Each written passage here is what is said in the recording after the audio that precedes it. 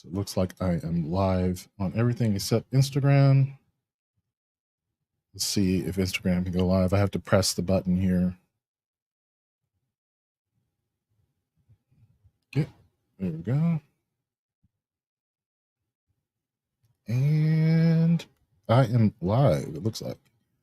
Welcome to M3 Gaming. I'm going to be doing some leveling on my hunter.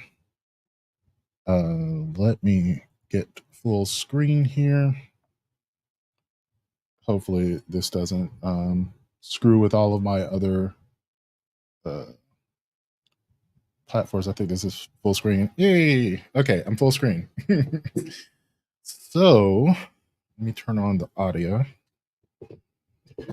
I am on my hunter today, and I need to level up a little bit. From what I can tell, the only thing I need are 2,000 boots, and I got to do pinnacles for that. It's double Nightfalls, so I think I should do that first, because when I do the Nightfall, I'll also get reputation for one of the tower vendors. So I'm just going to do an advanced Nightfall, the lowest level.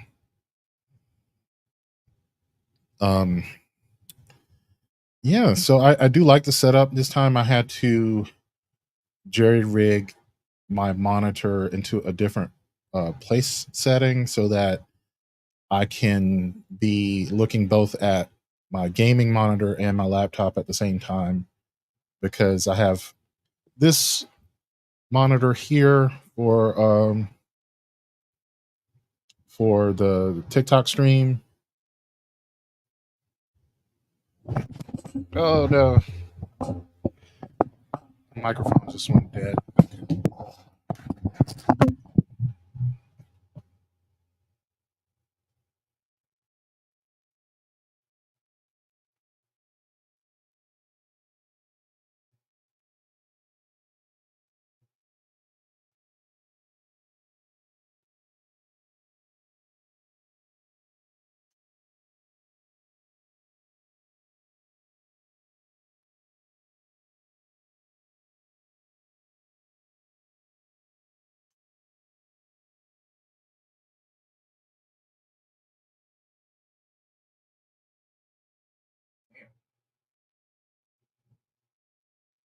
That was unfortunate.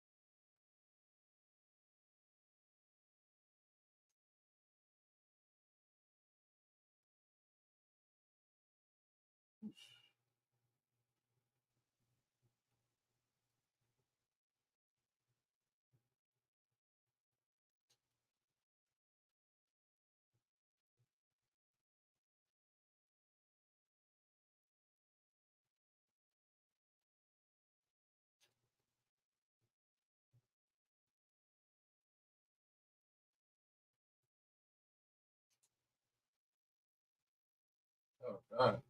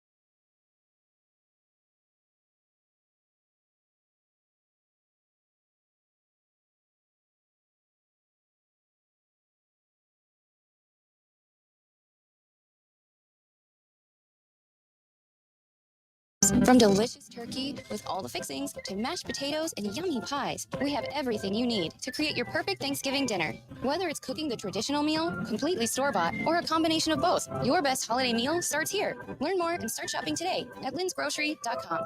Lin's, where delicious begins. This episode of Cognitive Dissonance is brought to you by our patrons. You fucking rock. Be advised that this show is not for children, the faint of heart, or the easily offended. The explicit tag is there for a reason.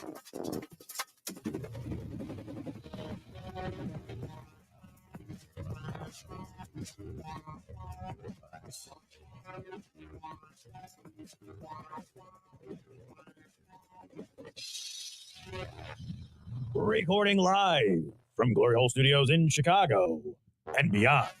This is Cognitive Dissonance. Every episode we blast anyone who gets in our way.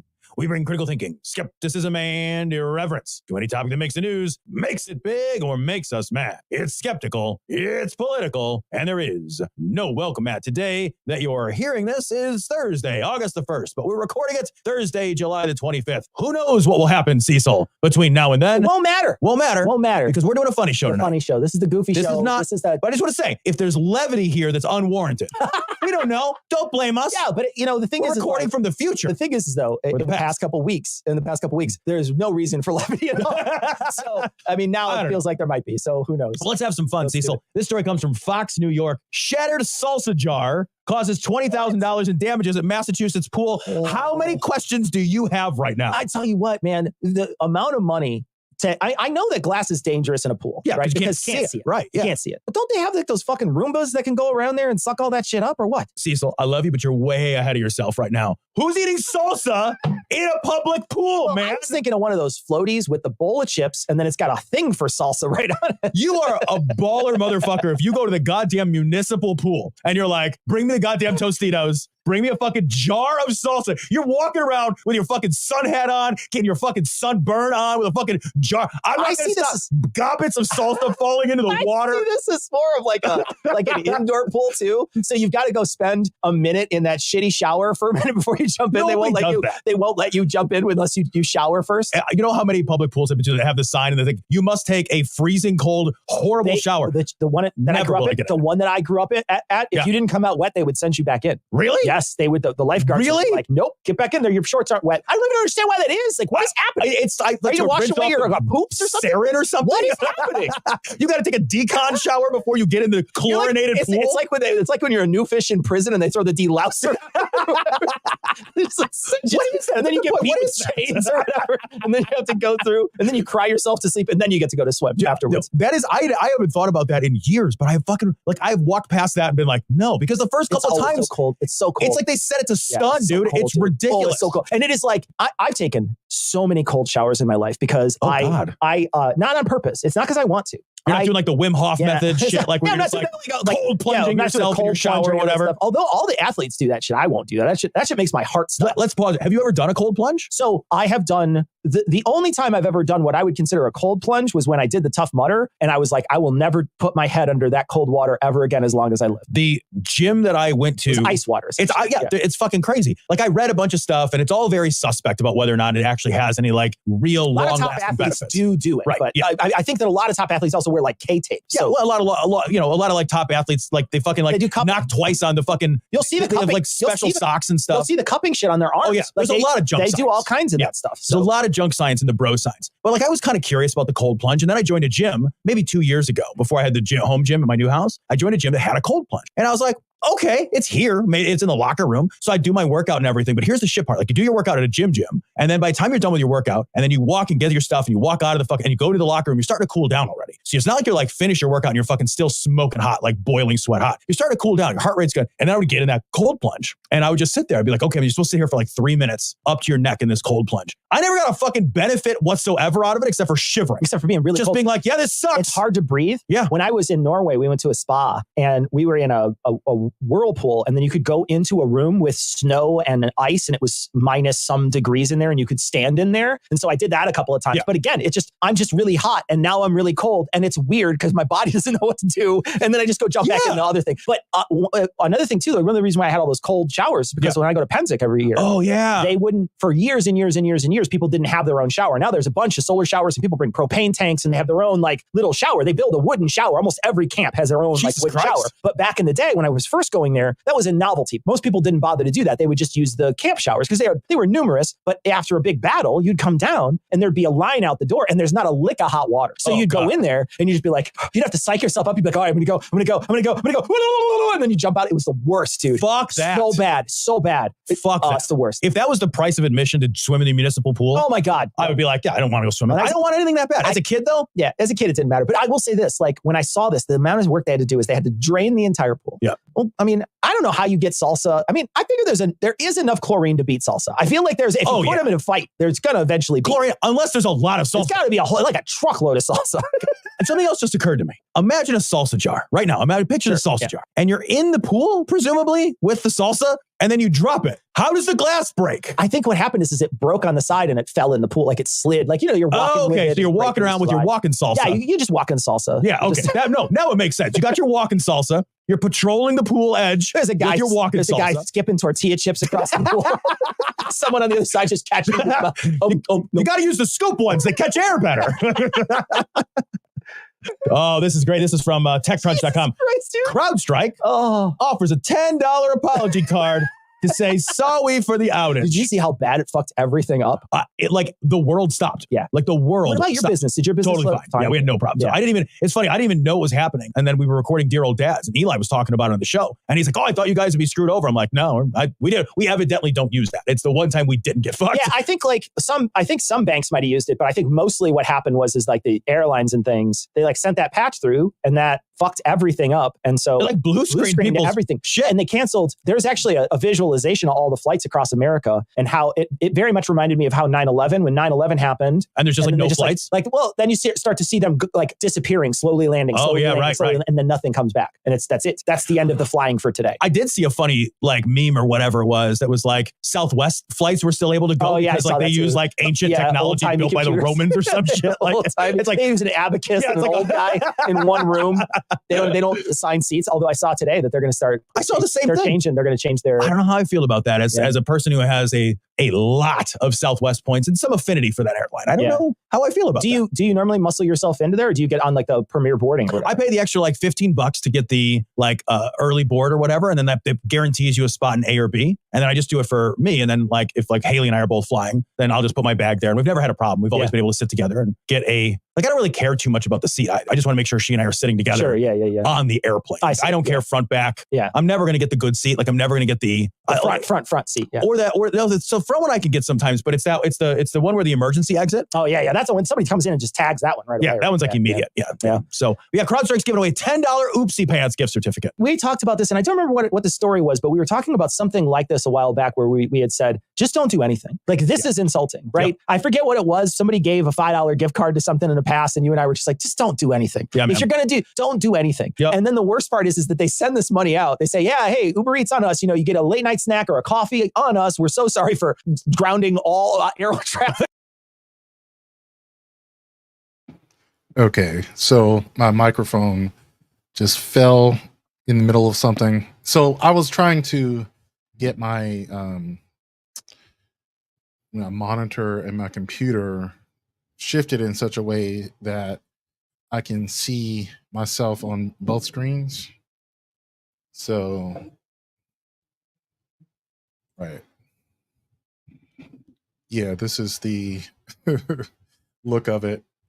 I probably have to increase the amount of sight on that one. There's a little bit of lag viewing the PS5 through my computer, but it's not too bad. It's not too bad. All right, I'm going to be right back.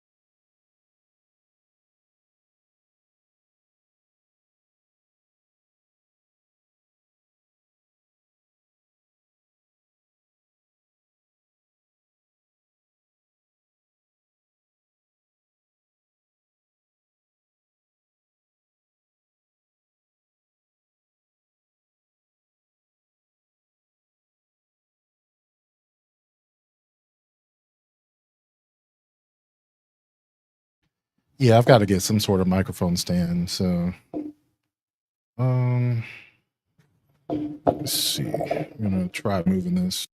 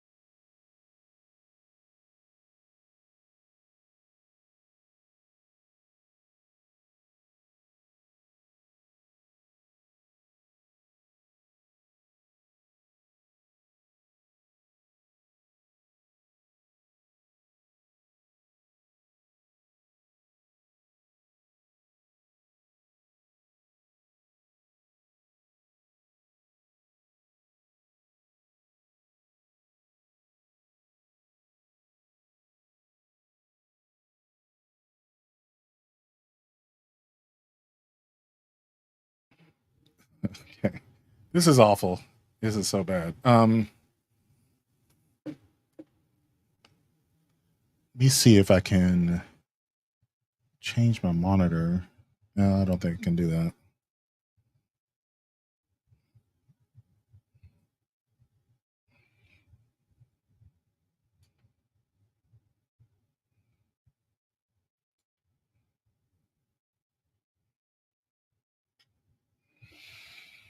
Yeah, I'm gonna have to keep it here. It's like this arm is like right in the way of everything. But I'm gonna see if I can make it work. Let's go. Going full screen.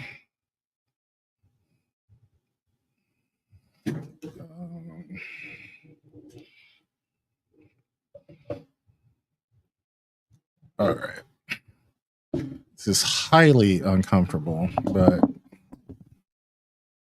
let's see if I can make it work. All right. So I did one Nightfall, and that gives me like half the points I need to get a pinnacle. And the commendations that I give to other people also get me closer to a Nightfall reward.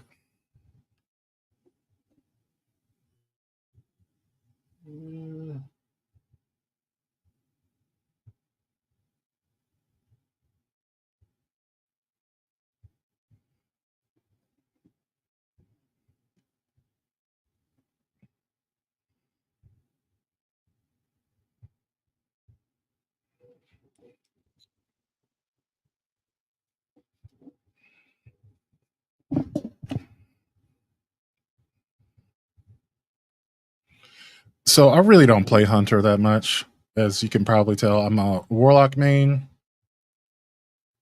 And the funny thing is, like with Final Shape, I think I like the Warlock even more.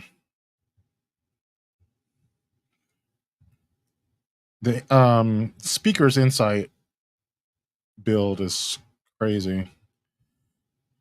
I know Ember of Benevolence is probably going to get nerfed. Everybody knows it's overpowered.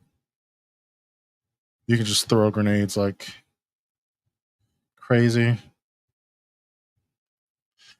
Now it does seem that Hunter is better than Titan, but the thing is I haven't finished the Prismatic subclass. Like I have a lot of fragments left, and a lot of the basic abilities are also missing on my Hunter. But I figure once I get to 2000, I can start running just regular ritual activities without having to focus on pinnacles anymore. I do want to start playing with friends again, get back in a clan. I think ironically, people are leaving the game right now because, it's basically coming to an end. Like, I think a lot of people have gotten most of what they're going to get. I've been slow rolling it for a while, so there's a lot of shit I'm missing.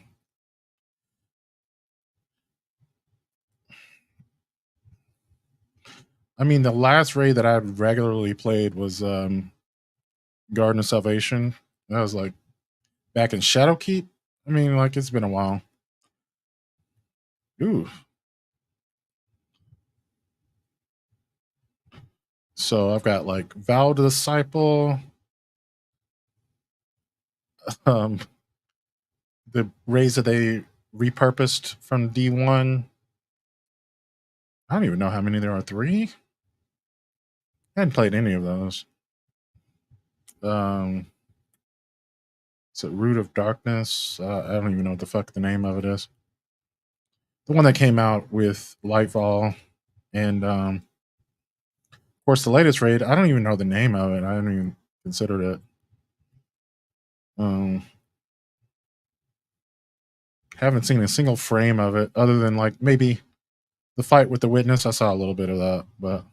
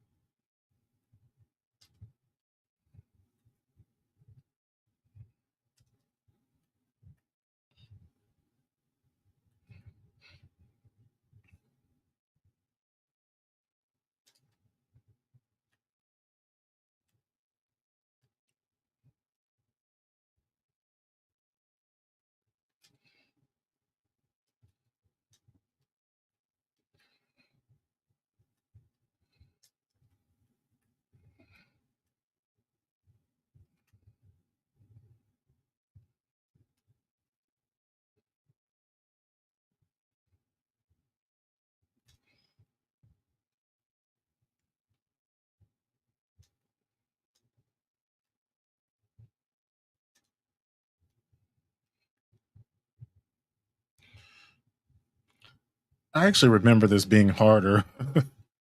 Of course, I haven't played this on Master or, yeah, it's probably fucking horrible on Master. Take that back, yeah. Grandmaster, I don't even want to think about it.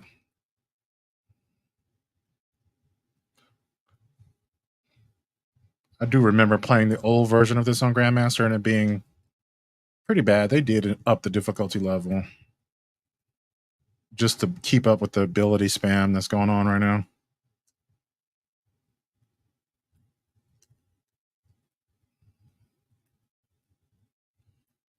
I mean, you get supers like really fast. I don't know how fast, but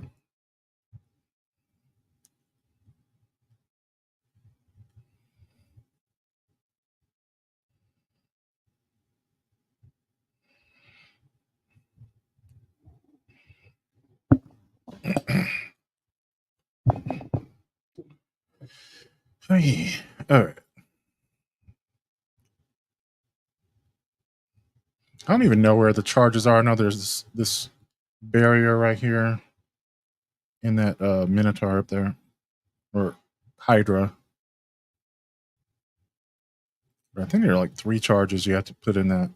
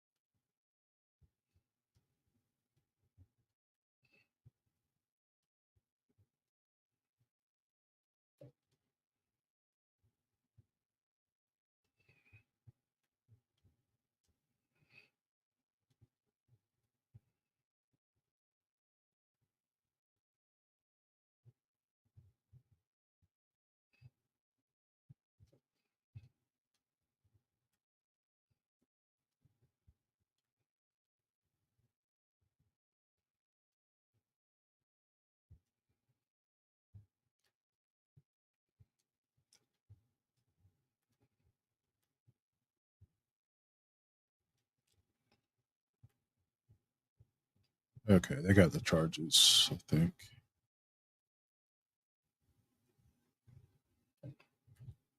Some chickens. No.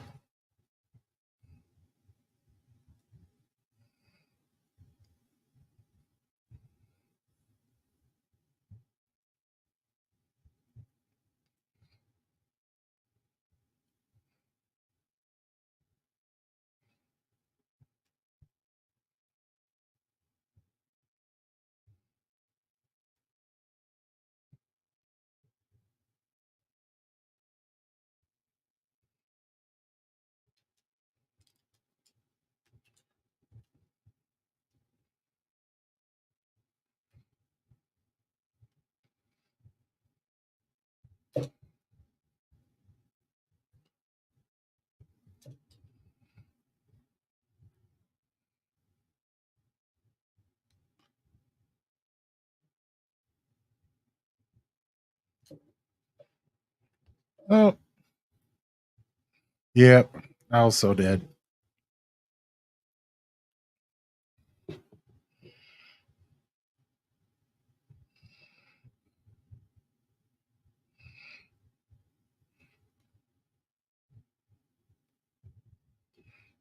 Good God. Hmm.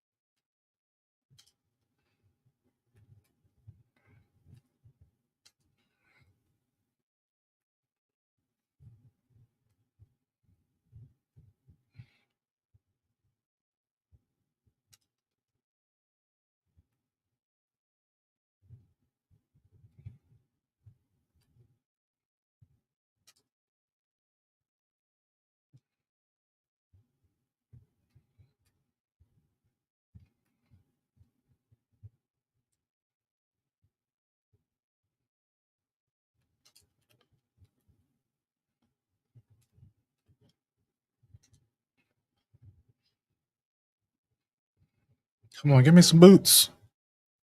Of course not.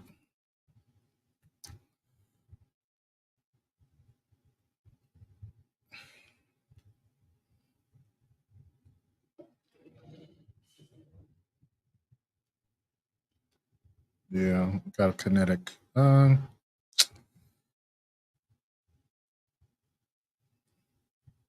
Make sure to give them that. So my next thing would be to do some high level, I guess, the master echoes. Or what is it? Not master, but advanced. Or whatever the middle tier is. That made up for legend.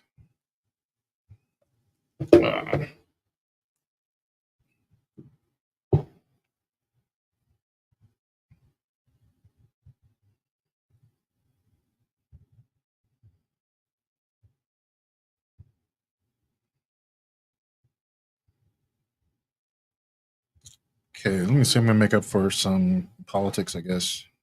His mic skills are a little suspect. Mm-hmm. And I think a great deal of his success in Kentucky has to do with the fact that he is a legacy. And so people there view him as a political commodity in the context of his legacy. His dad was a very popular governor. His family's been around for a long time in the bluegrass state, right? And I just don't know that that translates nationally, right? You're asking the rest of the country to all of a sudden understand the Bashir family and to view Andy within that context. I just worry. Listening Andy to him didn't just fall out of a coconut tree, you know? He exists in the context of everything that came before him. You know? Listening to that dude talk, I just think to myself, if you could have Shapiro or Buttigieg and you listen to those guys talk, like you should take one of those guys, right? Am I wrong? Am I selling his candidate skills? Maybe. No. Look, I'm not a close observer of Andrew Bashir. Maybe his candidate skills really are top shelf. No, you're not. Yeah. I think Walz is way better, but also it's that's kind of an absurd choice. We're picking the random governor of Minnesota that it doesn't what's he adding? I think it seems like a person. He's at least a good talker, right? Yeah. People are like, oh, he's great, he's progressive. Like, what does he bring to the ticket? Well, meeting Walz has been nice though. Like it's been nice to have him out there. Okay, so they are adding new perks. I hope he continues to really be out there, assuming it's not yet, because I think that he has been an incredibly effective surrogate, and he shouldn't just do it in the context of a VP election. One more thing while we're talking about the context of everything in which we came. I don't know if anybody listening is friends with whoever's writing the speech for the convention. Give us the coconut line. The coconut line should be in the convention. The people will go crazy. We just one time. Use it at the convention, then we retire it. Throw it out there. It's like, when the Grateful Dead is like playing a hit that they haven't done in 10 years. Like just one for the Deadheads. Give the coconut heads one. Totally agree. I think that place would explode. Yeah. Would be the loudest. Would the context be like Donald Trump said this? What did that guy just fall out of a coconut tree? Something like that. I haven't worked it out exactly. I'm happy to. If you make it JD Vance. If somebody wants some pitches, if somebody in Wilmington wants a few pitches, happy to do a couple ideas. But just give us the coconut thing one time. All right. So, so just give me. So the tea leaves are we have that she's going to do her first event with her VP in Philly, which to me feels like a head fake. It does feel like a head fake. That actually makes me more worried. More worried. Yes, same. 100%. I saw that and I was like, crap, it's going to be Bashir. Yes. And then the background. Can I just say though, go ahead. It would be mean to Josh Shapiro to announce. I think here's what really happened, and I don't know if they didn't think about it or if they did. A lot of times you're in these meetings. I've been in these meetings and presidential campaigns, and it's like you have to make these all these random little decisions all the time, and you don't exactly know what people are going to glom onto. And I can just picture the meeting. Like you got the head of advance there, the travel, the person that's doing all the scheduling. You got the campaign manager, you got the head of comms. Like, okay, we're doing the VP rollout plan. It's like, all right, well, what are we going to do? And it's like, well, the head of advance is like, all right, here's my plan. We're here in Delaware, right? So we'll just do the first event right there in Philly because it's a swing state right there, and then we're going to go to Savannah, then we're going to go to whatever. And then the comms guy raises his hand and is like, do we know who the VP pick is yet? They're like, no, we don't know. And they're like, well, isn't that a little weird? Because if it's not Shapiro, Shapiro will be kind of weird. Then they all dance, talk around it for a second. They're like, yeah, I guess it'll be kind of weird. But at the end of the day, is it that big of a deal? No, probably not. Let's just stick with the plan. Like, I literally think that is what's going on. I hope that's I do not think it's any. I think it was logistical. The campaign is based in Wilmington. It's a logistical thing. It's a Twitter obsession and a podcast obsession. I could be wrong, but that's what I would bet. It's less about the outside optics. It's how you make Josh Shapiro feel when you want him in your corner. Sorry, who cares about Josh Shapiro's feelings? He'll be on board. He wants to be coconut pills. We're going forward, Sarah, not back. We're not mentioning Joe Biden anymore. I'm sure that hurts his feelings. What do you think him speaking the first night of the convention? Is that let's get the old man out of the way? For sure. Yeah. I would have done it. My plan. It's great. My pitch on that was he should have spoken before the VP pick on night 3 to just give the VP a little juice coming out of the rambling Biden stem winder. Then the VP comes out there and you're like, whew, I love Andy Bashir. He looks great. That's what I would have done, but okay, but, Wow. No, I think it's first day's fine. My biggest complaint about the leaks thing is that the Clintons are speaking. Why are the Clintons speaking? Do the Clintons have to speak? I know. It feels like looking back. Feels like we're looking back. We're going forward, not back. I don't know that Bill Clinton needs to talk anymore. It's been a good run. Show him the crowd. Like, if we're going to do odes to a democratic, a great and eminence Greece, I forget. If we're going to do an ode to one of them, Nancy, maybe. But we don't, she's earned it. But I don't know. Anyway, it is what it is. It's not a big deal. Nobody's going to talk about Hillary's speech. But if it was me, I think the Clintons could just be in the box. Could acknowledge them, wave. Bill and Hillary are both speaking? Yeah. Together? Separately? Separately. Oh, it's a lot of Clinton time. It's a lot of Clinton time. Don't like it. Don't like it. All right, so can we talk about Republicans in disarray? I'd love to. I'm so excited. This has been my favorite thing going on. So we had two things happening. One is the JD Vance buyer's remorse fight, which seems to be an intra-campaign fight or an intra-MAGA fight where there are some people who are trying to shiv others. I don't know what we're allowed to say here or not say, Tim. We've got some good reporting on this coming. I think there are two factors happening. There's there's kind of the vestigial neocon, Paul Singer world, the finance world. I'm almost at a Vance, level up trying on to take my one last artifact. shot at getting them off ticket, like the actual the Pompeos and those people. They're like, if we keep doing this, then there's another key player. Seems to have some personal issues. Mark Caputa's got some reporting on that coming, who is also trying to take out Vance. So there is some of the anti-Vance. I would say most, let's just be honest, most of the bad news for Vance has been his own doing. It's like the clips of him being like, childless women should die. And it's like, what? And like, really? And the new clip comes out. And it's like, all this guy did was talk about how much he hates childless women on podcasts in 2021, apparently. Like a new clip comes up every day. And so that's done most of the damage. But there are some other forces happening that are doing additional damage. Yeah, that's well, how I'd summarize. stay tuned for thebulwark.com. But then the other thing is the Project 2025, the Massachusetts Avenue Massacre, in which Heritage, which has basically thrown out its entire legacy in order to suckle at the teat of Donald Trump, finds out that it somehow made him mad, and in a panicked, desperate attempt to make sure that they stay on his good side, have fired the director of Project 2025 and said they're winding it down, and that was always the plan.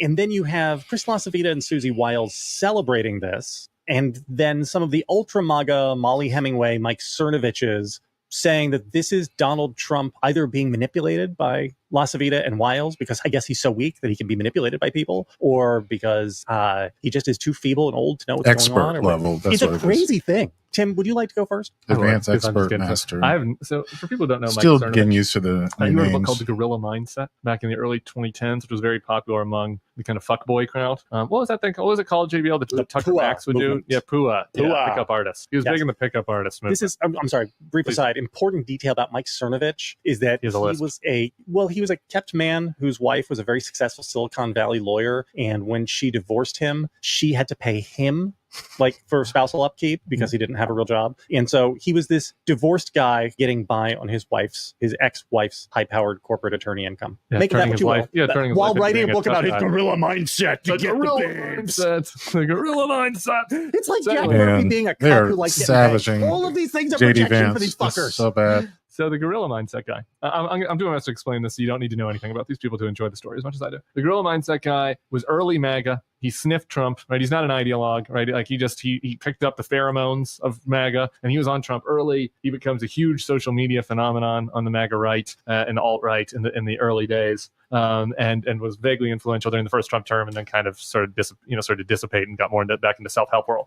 He's back, and man, I just refollowed him, and I've been just enjoying Mike Cernovich's feed, and it's just a little dessert at the end of my day. And so he is leading the pack on one side. I miss Then being you have able to LaCivita and heal. Wiles, who we've talked about a lot, who are the more establishment. I've worked with both of them. I gotta campaign find advisors that have been running for Trump a quasi-competent campaign, at least as compared to Kellyanne or Lewandowski, Stabby Eyes Lewandowski, these other people. And so the MAGA world though smells blood now over this Project 2025 thing. And LaCivita and Susie have been getting so out over their skis, shitting on Project 2025 and saying this isn't us because they know how big of a problem it is. That now MAGA world's like, oh, wait a minute. All right. Okay. We're smelling blood here. We can shiv these guys and maybe retake some of the power away from the establishment cucks. So Cernovich is out there, talking about how in this is one of my favorite tweets of his. In 2021, Chris Lasavita wanted Trump indicted for treason because of January 6th. This was based on a like that Chris Lasavita did on Twitter. He liked somebody that said that in January 2026. And I'm just like, this is delicious. It was the one thing that was missing from the Tim Alberta profile of these two. Tim kind of slagged Lasavita for being disingenuous on this and having been more of an establishment Mitch McConnell move on from Trump guy at the end of that piece. But it wasn't, he didn't really eviscerate him the same way he did like Nikki Haley and some of the others in his profile. And so I just love now knowing that the MAGA folks are just going to go through all his clients and talk about all of the ways that he sinned against the Church of Trump. And he's taking phone calls now and turning John Jr.'s mad at him. People are mad at him. They're throwing feces at each other. And it was just like a month ago where everybody's talking about how great of a campaign it was, moving on all cylinders, just a professional op now over there. It's nice to see that we've reverted back to their animal state. Sarah, can I prompt you with a Molly Hemingway tweet? Molly Hemingway tweets out the Trump-Vance campaign statement on Project 2025's demise, and Molly says, Trump world bows down to left-wing media lies and keeps signaling he doesn't want his most loyal foot soldiers, who kept with him even when very few others did, or their conservative ideas in his next administration, period. Interesting, period. That's a Molly specialty. Interesting. Interesting. So this is the best. But so does that mean she's not going to vote for Donald Trump then? No, she'll vote for him. But here's the fight we get to, I think, help along. And it is by doing this. When I talk about offense and I talk about wedge issues, this is exactly the right one. They are trying to run from this. Trump is trying to run from it. And it is our job and everybody's job out there. You want to know how you can help?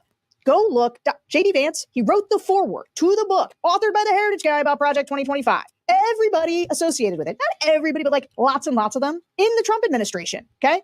The ties, like we do not let them run from this. You don't say, oh, Chris Lasavita and Susie Wiles say that they have nothing to do with it. And the guy got fired from the Heritage Foundation. Okay, it's over. We won't talk about this anymore. No, Project 2025 has done that rare thing, is a policy issue that is forward looking, that has captured the zeitgeist. And it's not the Schedule F and who they're going to put in the government. It's actually just the big boogeyman for what a crazy authoritarian jackass wants to do, along with Conservatism Inc. And so you make sure that because there's only two ways it goes. Either you tie them together and they are tethered to this deeply unpopular thing that even randos on the internet understand, even if they don't know the finer points, know is bad, or they tear themselves apart as they try to divorce each other over this issue, in which case, good, great.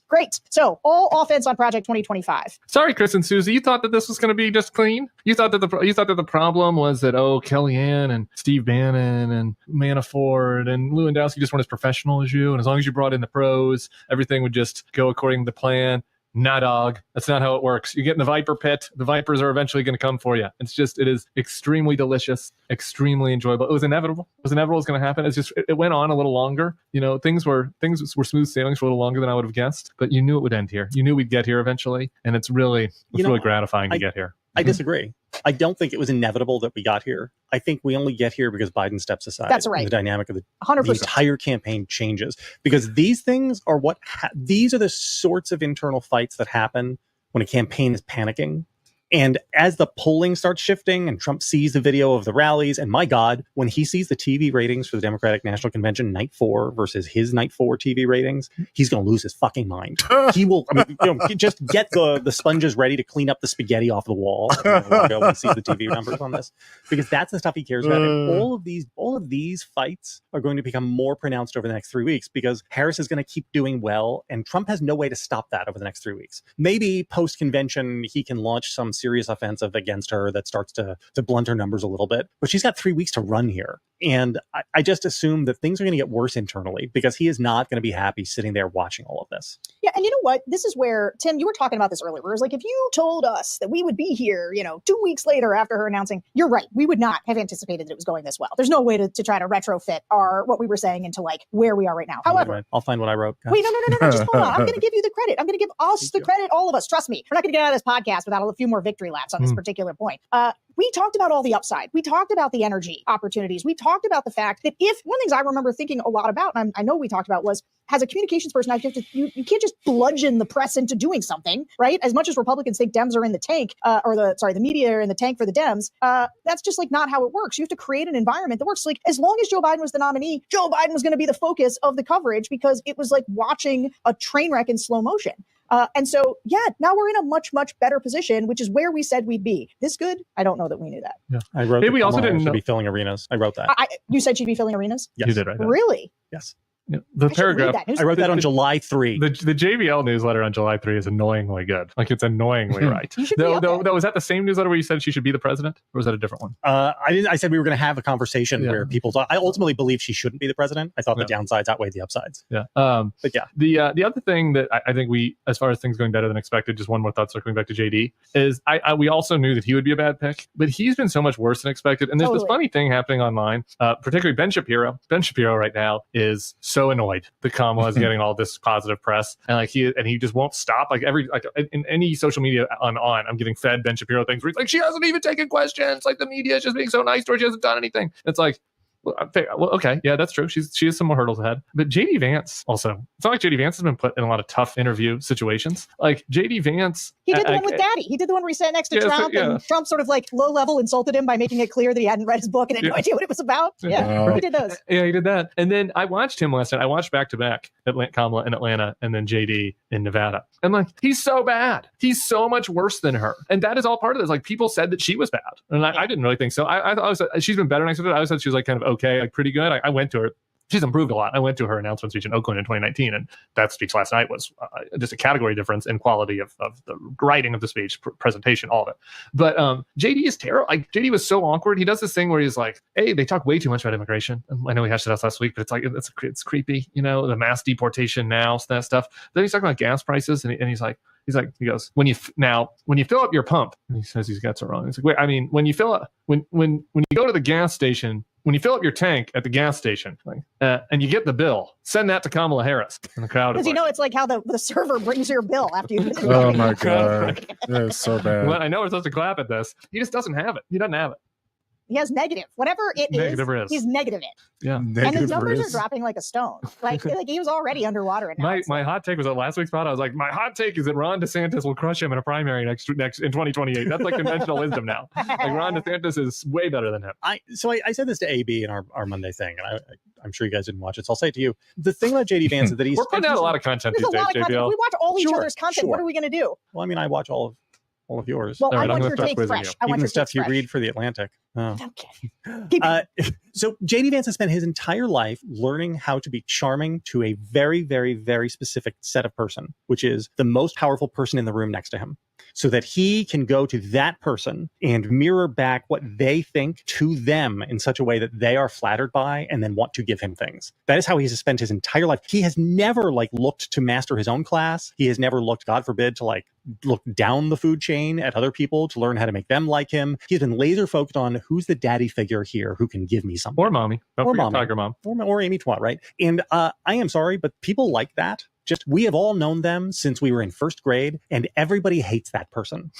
And all the normal people hate that person. Like, we've all been in rooms with those people over and over and over again our entire lives. And those people they are not good at making friends with normies, right? Peers. Yeah. And this is actually, it is an underrated thing about Donald Trump, because Donald Trump was constantly trying to market garbage to people, whether that was his television show or his steaks, whatever, in Trump University, and whether maybe he had higher end hotels, he really did learn how to communicate with a wide variety of people and try to make them like them in a way that JD Vance simply does not have. And it's also JD Vance is a fake person. I do want to talk just a little bit about the Kamala Harris abandoning her not so good positions from 2020 in favor of much better positions for right now, and why that is a good thing. But he's undergone not even a personality transfer, he's pretending, and I think he's lost track of which JD Vance he needs to turn on at different times. One of the things that you saw, I don't know if you guys saw this story, I think you did, I think somebody put it in Slack, JD Vance had a trans friend from law school who was quite a good friend. And they had conversations about how maybe he didn't understand this, but they were good friends and they liked each other and they disagreed about politics. That sounds like a normal guy one might know in one's life. And so he is pretending,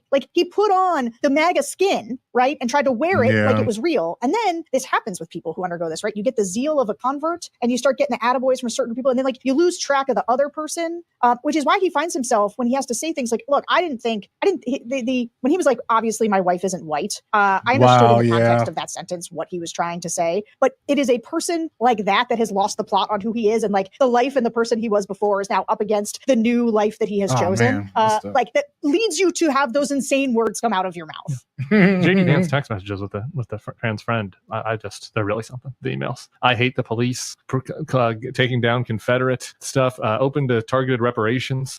He's just like, once he became a father, though, his perspective on all those things changed, Tim. oh, okay, yeah. Right? Isn't that his? I believe that fatherhood is his catch-all for why he changed on MAGA. And so it's like, once I became a dad, I really profoundly changed who I am. And so I realized what a great man Donald Trump was. Also, I look at my 2-year-old and I'm like, I don't want them to be exposed to any gender ideology in daycare. Okay, so I had to go hard against my trans friend because once I saw what was happening in 3-year-old daycare, I thought it was a little too low. Rough. But he's a fake. He's a phony. Everything's phony, and now he doesn't know where the phoniness ends and begins, and he's lost the plot. And let me tell you what, voters, this is what Trump has. Trump is authentically the worst. But he's authentically, people are like, they believe that Donald Trump is telling them the truth. And they think that JD Vance is a big fake phony liar. Yeah, people don't like that. They Who smell else it. doesn't like that? Donald Trump. Hey, by the end of this campaign, they won't be able to be on the same stage together. Trump's going to hate him so much. So Tim and I we had 2 double features yesterday on the TV. We were on Nicole together, and then we were on Chris Hayes together. And unfortunately, we talked about the same thing. And so we would we'd exhausted our talking points against each other or with each other. But Tim said on the TV, and I was surprised to hear this, that he thinks it is absolutely too late for Donald Trump to switch Vance out. And do you actually think that's true? I don't think it's technically too late. Logistically, I just don't see how you do it. Logistically. I mean, he fires him by tweet, and then but there's just not. Yeah, there's not a natural answer. Yeah, I don't know. I think you create a lot of problems. My own black person for our ticket. I think he's stuck. But we should think about it. You should think about it. Whatever, do it. Give it a try. I think he's stuck. This is the best of all worlds, though, because he'll keep him, and then he will regret keeping him, and he will eat away at him every single day. Every time he looks at Eric and Don Jr., he's going to think about JD Vance. Yeah. Every time he sees anybody with a beard, he's going to think about JD Vance. And it's just going to be picking at the back of his brain, and the resentment is going to build. It's going to be that is delicious. Because at some point, if Donald Trump loses, we will get the catharsis of him throwing JD Vance under the bus. And guys, I got to say, it will be nice if we can save our constitutional republic and we can save liberalism and democracy. That's great. But what I really want is to watch Trump turn on Vance. Those are the spoils. Those are to the victor go the spoils. I will say, I don't think we should ourselves get too high on our own supply, because Kamala Harris, she packed her first stadium and it is awesome, and I am coconut pilled, but I also think they're still the underdogs. They're still a close campaign. Yeah. No, this is not, there's no, it's just, the entire way. It just feels so good to be back in the game. So I was just doing some math on this. Even if she were +7 in the national average, she only has like a 60% chance of winning the electoral college. Yeah. There is the Republican electoral college advantage is so significant that no matter how well this campaign is going, nothing is in the bag. There will never be a single day for complacency.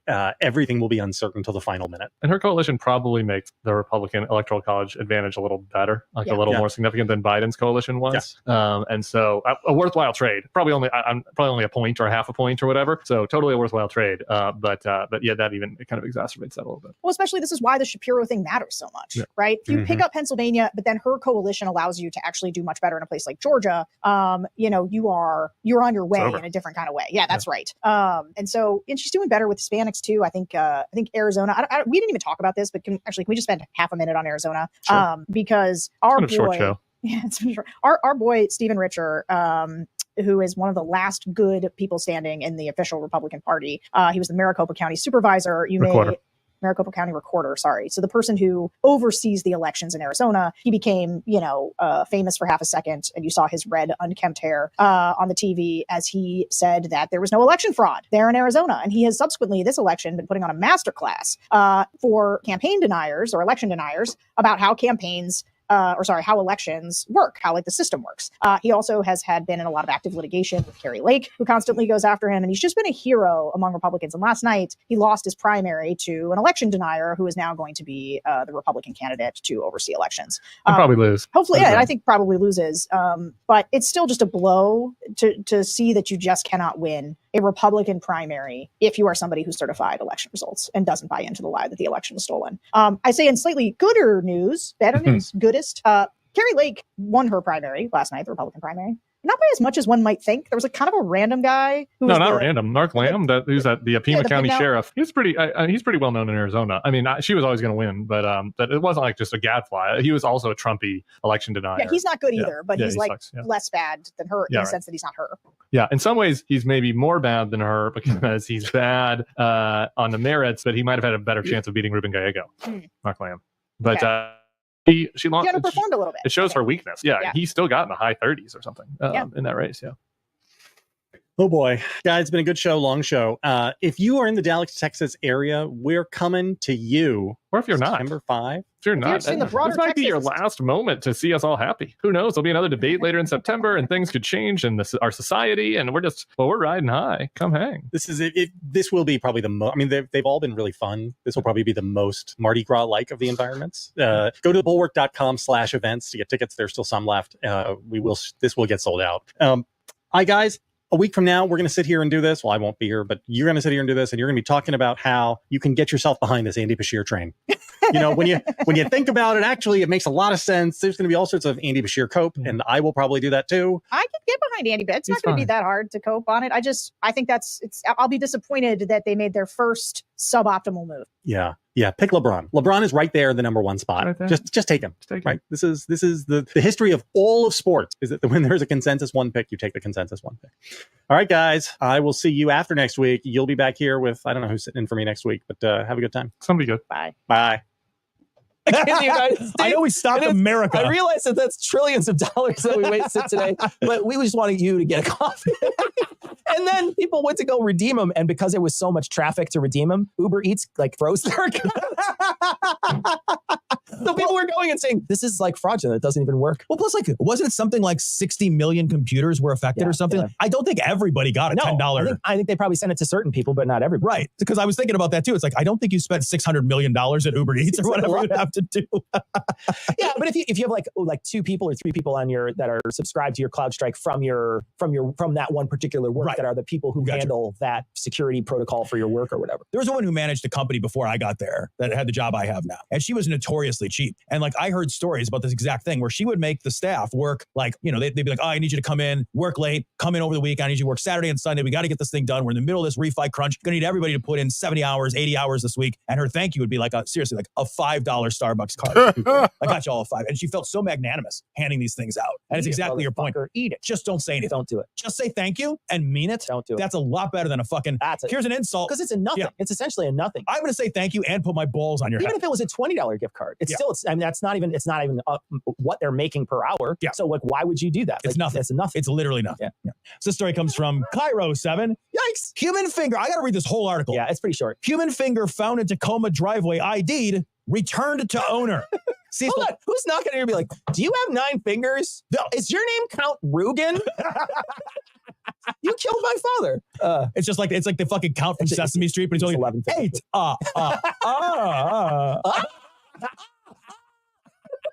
It's just screaming. The case of a mysterious human finger found in a Tacoma driveway earlier this month has been solved, and the digit has been returned to its rightful owner. During the afternoon of July the 5th, unsurprising. No kidding, right? July the 5th. It was in the air the entire 4th. It was spinning in orbit, and then it finally re-entered Earth's atmosphere on the 5th. Yeah, I wonder how much of your job on July the 5th is just driving around returning fingers like you're fucking I don't know how to do this. Finger dash. Because you get... Grub nub. No, but I saw StubHub. Grub nub. But I saw fucking this. I don't know how true this is, right? Because you see things on the internet and somebody says, this is this. Right. So you have to believe them because I think a radiologist looks at the X-rays and shit. Yeah. And they showed, here's a radiology of a night at the emergency room on July 4th, is what they said. Yeah. So it's just images of hands. And it is so fucked up. But I don't know. It could be this is also the radiology of the people who work down by the fucking stamp factory or whatever. It could have been collected over the last 10 years. Right. I don't know. You have to trust what the poster says. Exactly. Right. Yeah. But if true, holy shit, dude, missing digits and crushed shit. And the entire part of the middle of the hand is just fucking all the bones are in different places. And it's crazy. It's a horror show. And the thing is, you could tell just by looking at it, you're holy shit, that's fucked up. But it's also not gory because you're not looking at it you're just oh my God, is that fucked up though? Yeah, that's fucking nuts. And the worst part is they still waited 6 hours in the emergency room waiting room. They got their belt around it like a fucking tourniquet. Tacoma Police Department officers responded to a report of a finger found in a driveway in the 800 block of South Pine. I also am not sure I'd call the police if I found a finger. Yeah, I don't know. Because I don't even know what I would do. I don't know what. Same thing. If I walked out of my driveway, first thing I'd do is look for a phone I could open. Wouldn't you be tempted to pick it wow. up and point at things with it and have fun with it? Be like wake up your wife like by poking her with somebody like a finger. Put it on a necklace and be like, I can make as many wishes and it'll keep curling. Look, I'm just saying, finders keepers. I feel like there's a lot of untapped fun in just a random finger. Yeah. That's a finding finger. That's not a returning finger. Put it in one of those claw games. If you find enough of them, you've got all three. You get a whole hand. Oh, God. Responding to a report of a finger found in a driveway, the 800 block of Who Cares, according to a statement by someone, it doesn't matter. That person provided an update in a statement to My Northwest Thursday that a person saw the story and called the Pierce County Medical Examiner's Office, which had taken custody of the finger, to claim the finger. What are you gonna do? Have like a solemn burial? Like a little hamster? You put it in like a little matchbox? A little box? Dig it with like one of those small shovels. This is my wife's favorite one. You have to play like taps on a kazoo. You're flushing it down a tiny toilet. It gets stuck. You have to take a tiny plunger. The man identified himself by his surname and admitted to losing multiple digits, quote, messing around with some fireworks. Did they canvass the area? There's like 3 or 4 people trying to recreate it. You just see a chalk line of like, there's like one over here, one over here. You walk in, your hand's all like fucking missing multiple fingers. What I wonder is, did he find all the fingers? God, I don't know. Tom, I cut a tip of my finger off cooking this last, I think it was December. Maybe it was like the previous December, actually. And I nipped the tip of my finger off. It was my thumb. And I had to sit in the ER for a while until they finally saw me, and they had to like bandage it multiple times. And when they bandaged it so it was shit that stuck and they had to tear it off. It was fucking awful. Right. It hurt like a motherfucker. I can't imagine what that feels like if you just don't have anything left. Like, oh my God, it would hurt just a little bit if the tip was off and it hurt like a motherfucker. I can't imagine being like, yeah, it's down to the second knuckle. Like, what the fuck? It's a big enough deal to play just the tip. All right, so this gets even crazier. So Muse didn't provide the identity of the man who claimed the finger in the statement. It did explain the latent prints on the recovered finger correspond with the information. So they made this guy shows up with a hand full of blowed up finger missing parts. And he's like, I think that one might be mine. They're like, we got to match it up. Dude, is there a line of other people? Can you do me a favor and touch this black pen? I want one of your good ones. And then right in front of him, like right in front of his face, they take the dead finger and they're just like rolling it. Yeah. Roll this thing out real quick. Like, this has been a while. This is not a reattaching finger. No, like, this is just a sentimental finger. Again, maybe his wife wanted it. We've been through a lot. I've had it since I was a boy. I finally grew in. This is one of my adult fingers. I wasn't expecting to lose my baby fingers like this. He's like Deadpool. There's a tiny little one growing out. This is the best line of the whole thing. Tacoma police said there was no blood around the finger, and it appeared to have been possibly left on the property by an animal, perhaps a bird. Some pigeon is flying around with your fucking hand or whatever. It's like Pizza Rat the pigeon. I like to think there's like a chipmunk stuffing it in his cheek. He's standing. He's got 2 fingers sticking out of his own. I can't believe he ate the whole thing. God, it's amazing, dude. God, it's so funny. America. Holy shit, dude. Oh, God. You got that fucking missing finger plays that Lee Greenwood song. Like, that's just proud. There should be a 4th of July greeting card that comes with a finger. And an electric. Yeah, it just never stops playing, and you eventually have to throw it in the garbage in your garage. And your garage sings a song for 3 days. Do you remember those? All right. I'm going to go to the tower and see if I can get some boots. Let's see.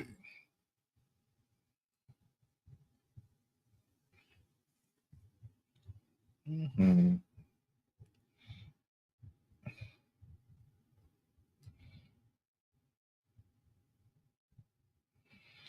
So this microphone setup is not as horrible as I thought it would be. I can't access the keyboard of my laptop because it's like right in front of my laptop. But I can actually see the screen better as I'm leaning into it. It's not too bad.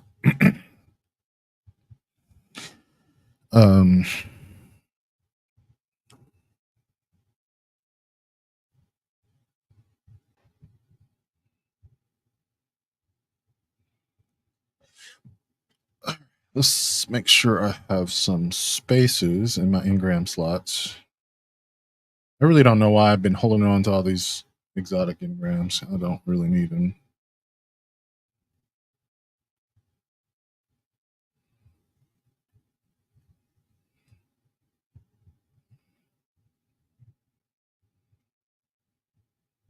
All right. I can get the engram. Let me make sure that slot's here.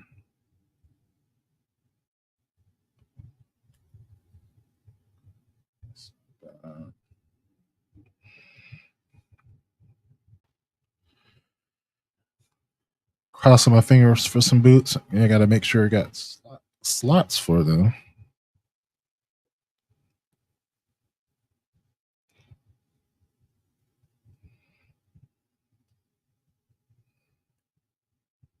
I'm keeping 99s, even though I'm hoping to go to 2000 right now, but let's go. So, you know, the likely is a 1 in 8 chance. You know, you have 8 slots. So I'm not like thinking it's going to happen. So I'll probably go back into Echoes and do 2 more advanced expert slots. But here we go. Roll the dice. Nope, kinetic.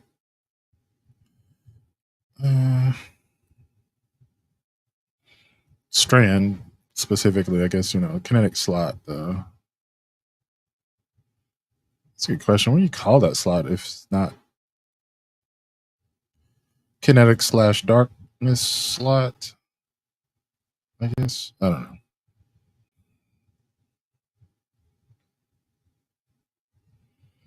Go ahead and lock that. Put it in my vault.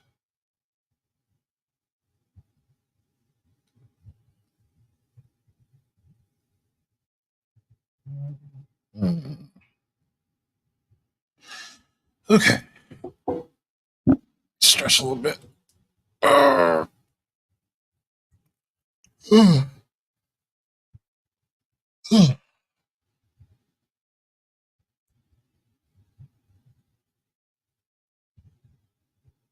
See what's going on. Everybody, a little housekeeping real quick, especially for the newbies. Remember on Wednesday over on the Next Level feed, it is me and JVL and Sarah doing, you know, your more pure punditry, your straight politics into the veins. I've been also popping off some videos up on YouTube during the day. Our YouTube page is really taking off. Make sure you've subscribed to the Bulwark on YouTube. Reminder about Dallas, September 5th. We will be there with Adam Kinzinger and all your other favorites. thebulwark.com/events. Lastly, I've been starting to get questions again about that outro music, which, you know, I just take a lot of pride in. I love, you know, the little Easter eggs I'm leaving for you guys in the music on the way out. So if you want that playlist, it's on Spotify. We try to remember to put it in the show notes on Fridays, but we'll put it in the show notes today for folks that are looking for it. And up next, we've got a big show today, packed show. First, the first Trump on this podcast ever, Fred Trump III, Donald's nephew, has a new book out, has some pretty dark stories, frankly, that I think it's worth listening to. And then on the back end, Will Salatan to discuss the news of the day.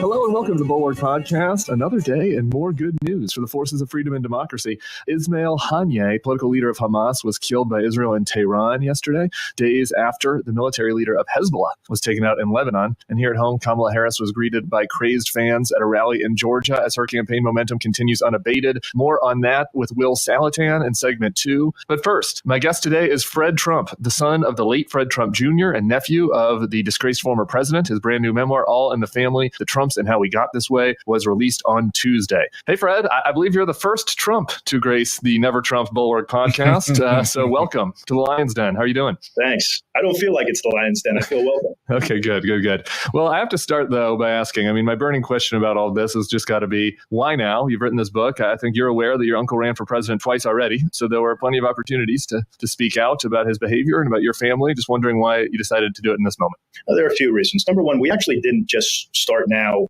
or think about this book. And we've been advocating on behalf of people with intellectual and developmental disabilities for years. When Donald was inaugurated just a few months later, my wife Lisa and I spent time down in Washington with various cabinet members, secretaries, an organization we've been involved with for a long time. To answer your question more directly, it really was we were waiting for William, who is now 25, to be settled in a group home. We didn't want to get involved in writing a book because we knew what the repercussions would be. So that's really the reason why we waited. You could have done some interviews or something, though. I could have leaked this. You could have leaked some of the good, juicy stuff to me. I don't know. I mean, you did. I guess for listeners who haven't read the book, you said you did vote for both Hillary and Biden, and so had opposed your uncle in both campaigns. But there were opportunities to speak out, right? Yes, there were. And personally, I didn't feel like at that point it was the right time to get fully involved in the public in doing so. But now is the time. It is, as you may know, I have not just said I will be voting for Kamala Harris, but I will be campaigning for her if asked, because I believe her policies are conducive to what I think is important for the future of this country. I do want to talk about your son, William. You have 3 children.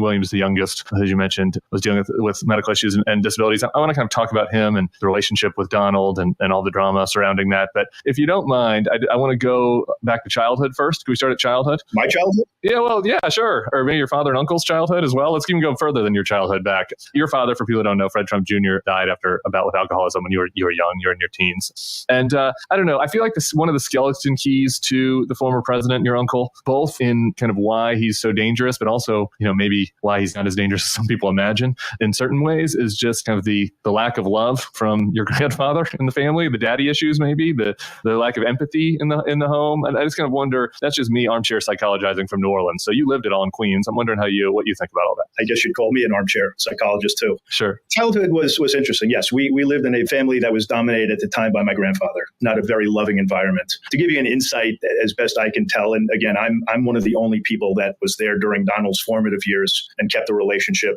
through my childhood, during his business career, during his political run. So I know Donald.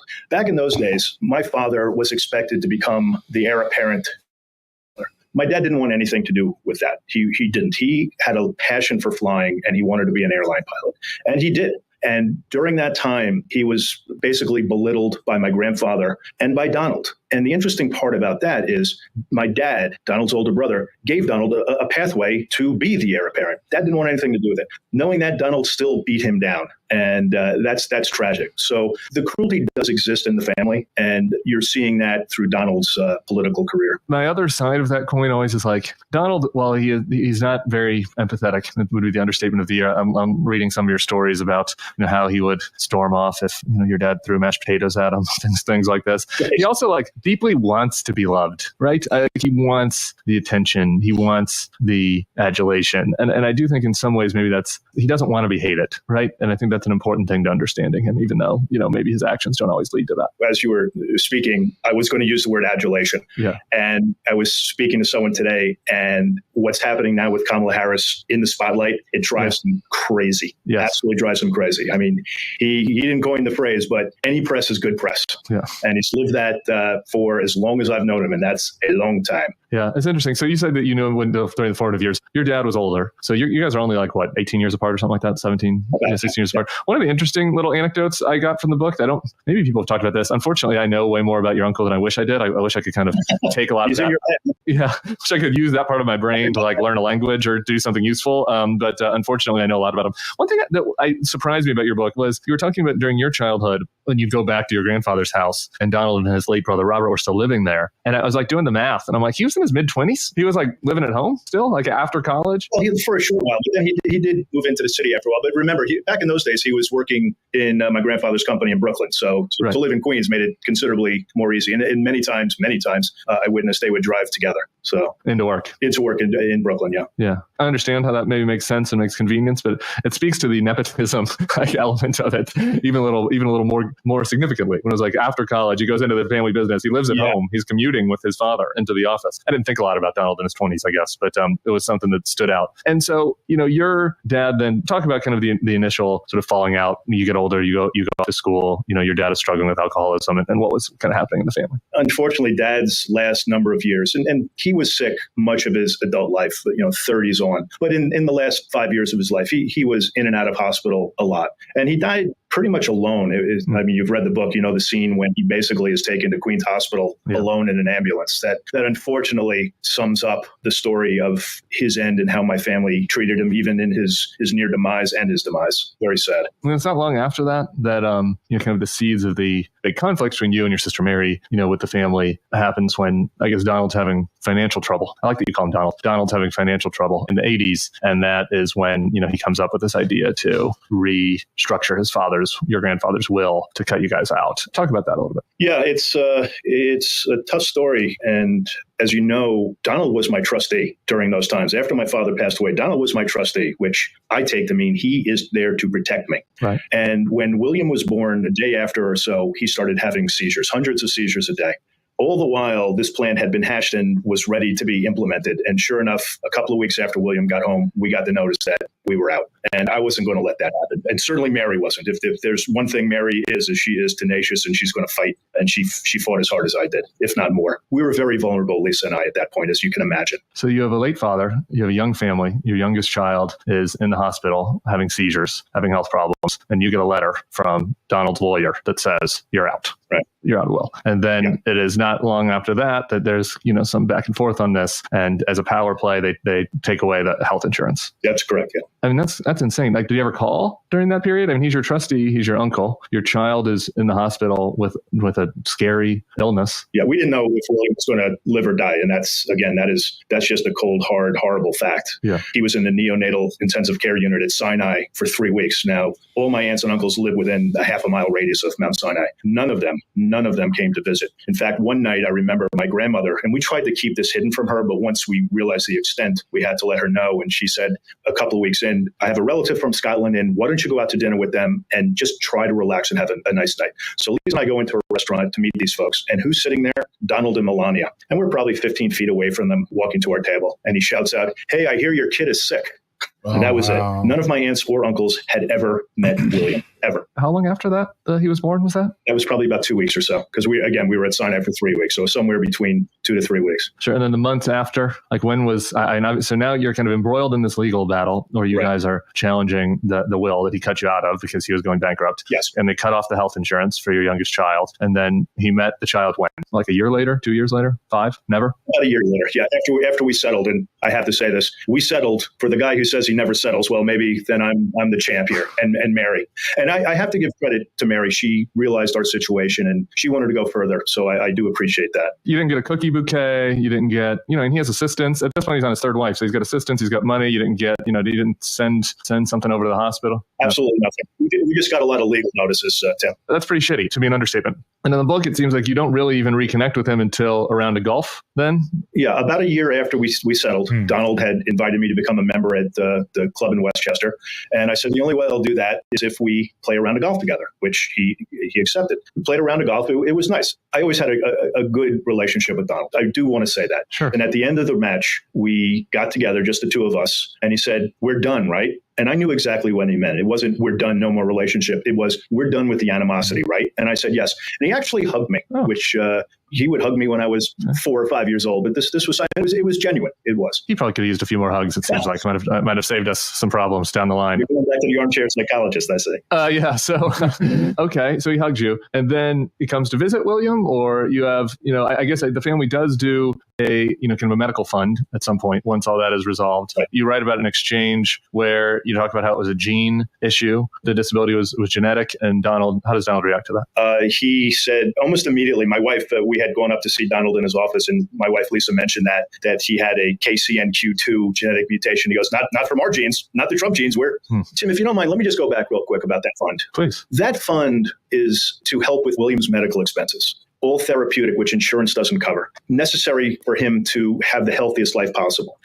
That fund wouldn't have been necessary. I wouldn't have had to go to my aunts and uncles each year or so to ask for it to be replenished if that lawsuit didn't come. Yeah. If they hadn't screwed around with my rightful inheritance, I would have taken the money that was due me from my grandfather's will, and I would have done what I would have done with it to make sure. So I just want to make sure people understand that. That's a fair point. On the other hand, Fred, you just got to think about it from Donald's perspective. I mean, that money had other uses. He had to pay off the various women he was having affairs with. There are other maybe more higher and better purposes of that money than your son's medical care. Did you ever consider that? He was in deep financial straits, not to minimize it. He was on the balls of his ass at that time. Oh, God. Did he ever sell his penthouse apartment or, stop riding in limos or get rid of the plane or anything? Did he ever suffer any consequences, personal consequences? Stop going to fancy dinners? No. I mean, the banks did put him on a leash back then, which must have been pretty humiliating to him, sort of an allowance, if you will. I want to go back to William. So not our genes. I want to go fast forward to then when he becomes president. But in that intervening period, he's a reality show host. He's got time. Was he checking in, coming to visit his nephew, offering any care, trying to make his life any better, more comfortable, anything like that? Besides the money in the fund, which again was rightfully mine, there was no visits or checking in about William at all. So then he gets elected. As I mentioned, you said you'd voted for Hillary, but you do go down a couple times. Once, I believe, for your aunt's birthday party that's held in the White House, and then another time to advocate for, why don't you just talk about the advocacy meeting that you held in the Oval Office? That birthday was for Marianne's 80th and Elizabeth's 75th. Got it. So Donald offered to host it down in Washington. It was a nice evening. The next morning, Lisa and I and the group that we were helping had a meeting with Ben Carson. I would say he was the Secretary of Housing at the time. Was it about housing? Well, housing is a major issue with the complex disability community. So we figured that was a good start. And Ivanka was great in setting that up, my cousin Ivanka. And we did throughout the years he was in office, met with Alex Azar and various other parts of the executive branch. And it was great, culminating. The administration, yeah. Yeah, in the administration, I'm sorry. Culminating in a meeting, first of all, in the cabinet room with Azar and Brett Giroir, who you'll remember from COVID, who was on the screen every day, and a few other governmental officials and me. And I remember saying, listen, folks, I'm the least important person in this meeting. You're the folks that have been doing this, and they're geniuses. And it ended positively. And then we were ushered into Donald's office, the Oval Office, and we had a good 45-minute conversation. And we all dispersed. I was called back in a minute later. Donald greets me with his usual, "Hey, pal, how's it going?" And we spoke for a couple of seconds, and he goes, those people, those expenses, they should just die. It's a pretty rough thing to wrap your head around when you hear that. Yeah, it's reminiscent kind of the suckers and losers comment. There's really a through line to people that have challenges or make sacrifices. It's like something that he really struggles to comprehend. It seems like. Right. Well, it goes back to that comment you made about the genes. It's okay, these people are lesser than me, so they really don't count. There's a race element to that too. I wish I had it in front of me, but Maggie Haberman's book about your uncle talks about there's one point he was dating a mixed race woman in between the various wives, and he's talking about that as well, like that she got this gene from the white side and this gene from the black side. He's very wrapped up on all that, it seems like. Yeah. I want to kind of close the loop on Donald by talking about, I guess, is it your last meeting with him when you go back to again ask for additional help for the medical fund? I forget if it was at Trump Tower or Bedminster. Yeah, it was actually a phone call. If you're talking about the fund, when I said, Donald, it's running down, and he comes back with, your son doesn't recognize you. Let him die and move down to Florida.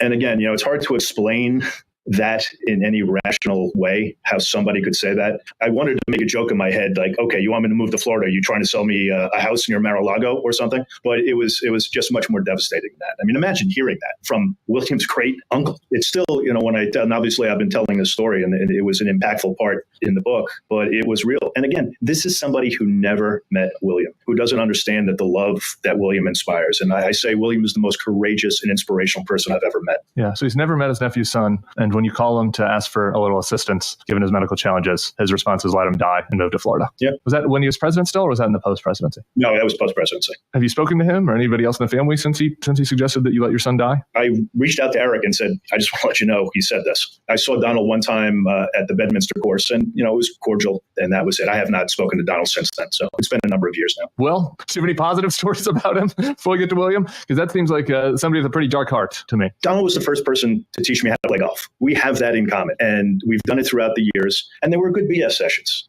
I saw him in a way that most people don't, just relaxed, calm. Those days, I think, are gone. I don't know if I'd like to play golf. Well, forget about now, but even in the past couple of years, he has ramped up his ways. Well, before I lose you, tell us about William. How's he doing? What's his life like? No, I thank you for asking, because it is so important to us. Medically, William is doing fine right now. The struggle that Lisa and I have, millions of people. Let's be clear that the IDD, Intellectual and Developmental Disability Committee, is millions and millions of people, which is why I have a national platform right now, and I'm going to use it. We struggle to put together a meaningful day program for him, and people like William, who is wheelchair bound, needs assistance with pretty much everything he does. So what we're really aiming for is to bring together the three things that we think as a base are important, which is better funding for caregivers, better training for caregivers. Let's get the housing situation. One size does not fit all for the disability community. There are different things that we need to wrap our heads around and get that right. Third is prevention. And I think this will make sense to the folks on the right, or what the folks on the right used to be. Prevention equals efficiency. Efficiency means lower cost, better services. That's where we need to get to. And as I've been saying, there are a lot of partisan issues right now. Women's right to choose, the environment, guns. Advocacy for the disabled community has to be a bipartisan. I can't imagine why it wouldn't be a bipartisan issue. It's something that needs to be addressed. So many lives could be impacted for the positive. For instance, if you don't mind, Tim, William uses a device that is an eye gaze. So he can, and we're not there yet because it takes special training to do this, but he can say, if he had the ability to point to a card that says, I'm thirsty or I'm hungry, just imagine the world that would open up to him instead of having to depend on people trying to figure out what he's looking for. Just imagine that life opening up a bit. That's what our aim is. My old boss, Joe, was always just such a huge advocate in this space because he was like, everybody needs to have an opportunity to live a life of purpose and meaning, His father pushed through the ADA, and it still needs work, but boy, what a step forward that was. Well, that should be a conservative pro-life principle. Unfortunately, It doesn't seem like it's one for your uncle. Well, I'm glad that William is getting the love that maybe your uncle could have used. Not only getting the love, he's giving love. Great, giving love. That's great. We'll give him and the other kids a hug for us. Thank you for coming on the podcast. The book is All in the Family, The Trumps and How We Got This Way. Fred, thanks for telling your story, and we'll hope to stay in touch. And hopefully I'll get you on my podcast when it's up and running. All in the Family, more to the story. All right. You know where to find me. Up next, our friend Will Salatin. See you, Fred.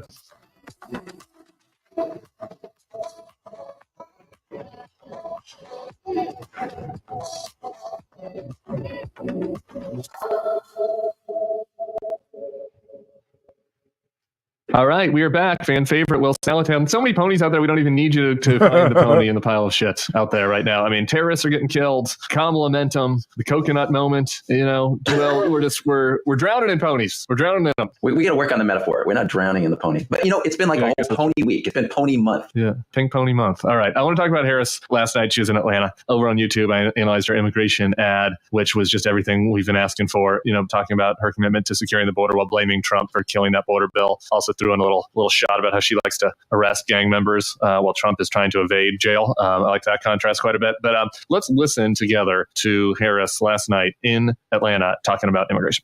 Donald Trump, on the other hand, has been talking a big game about securing our border, but he does not walk the walk. Or as my friend Quavo would say, he does not walk it like he talks it. You a big Migos fan, Will? Look,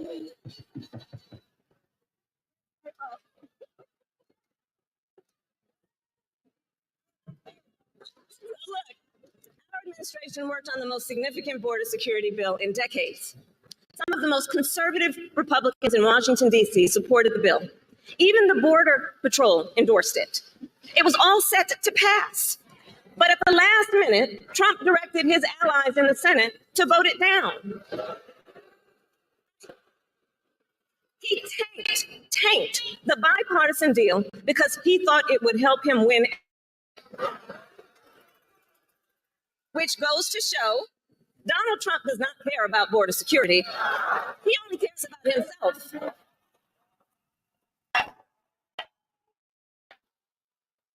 And when I am president, I will work to actually solve the problem. So here is my pledge to you. So nice. As president, I will bring back the border security bill that Donald Trump killed, and I will sign it into law. And show Donald Trump what real leadership looks like. We're quoting Migos. We're securing the border. We're trashing Donald Trump for only caring about himself. This is politics, Will. This is politics. So, Tim, I'm really, really confused. I'm really confused to have, is this what it sounds like to have a messenger who actually knows how to deliver a message? Because I haven't heard this for at least a couple of years. Yeah, 8, maybe. So, first of all, can I take a victory lap for this? Not many people know this. You folks out there, Tim and I, pundits, campaigns listen to everything we say, and they do exactly what we write, what we tell them on the podcast. And we've been telling Kamala, get out in front, get on the Langford immigration bill, because this is your weakest issue. Get out there and own it, claim it, say you're gonna sign it, and hit Trump for having killed it, right? And that's exactly what she's doing. She totally listened to us. So of course she's done the right thing here. This is a great comeback for her, and it is her toughest issue, because not only is she answering the question about her herself, which is, I've been a prosecutor. I've worked on this issue. I am trying to do the right thing, although it's a difficult issue. She's also hitting Trump, and she's hitting him where it hurts, which is this larger theme that she gets to there when she says he only cares about himself. He deliberately killed this bill. This may be a Republican issue, immigration, but Donald Trump doesn't care about solving any of the issues, not crime, not immigration. He only cares about winning. And that's why he killed a bill that would have solved the issue or done something to help solve the issue in order to help himself get elected. And that is going to resonate because it does connect with the real central flaw of Donald Trump. Yes, exactly right. It addresses the issue. Look, you're not going to win everybody over. People whose immigration's their number one issue aren't going to vote for Kamala Harris, but you are mitigating your weakness. But it also is layering up into that key message. The Biden team previewed that. That's what they said the campaign message was going to be. We care about you. He cares about himself. It just was never executed. That is executed. Here's another thing I like about it. Well, I think Kamala wants to win. She can smell it. She can smell victory. There are these moments where it's like, what could you do on immigration? You could try to appease all the stakeholders in the coalition. You could feel like you need to be very defensive about the record, about what was happening in 2022. Here's somebody from the left.